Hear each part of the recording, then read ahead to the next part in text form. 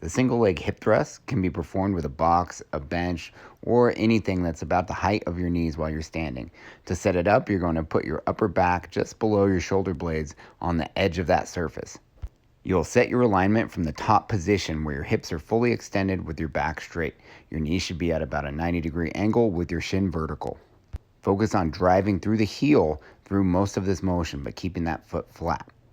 For this variation, you're going to just use one leg, so flex one hip, bringing your foot up off the floor and keep it off the floor the entire time.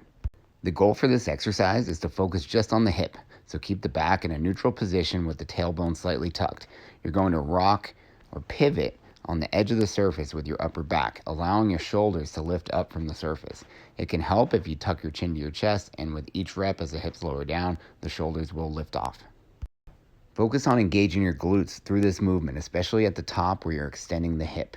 If you feel it too much in your quads, then you may be pushing forward too much with your feet. What you can do is try and pick the toes up and dig your heels into the floor, or pull back. Think about pulling your heels towards your butt at the same time. This is a progression as I'm adding weight with a single kettlebell. You can also use a barbell or any other form of resistance over the hips.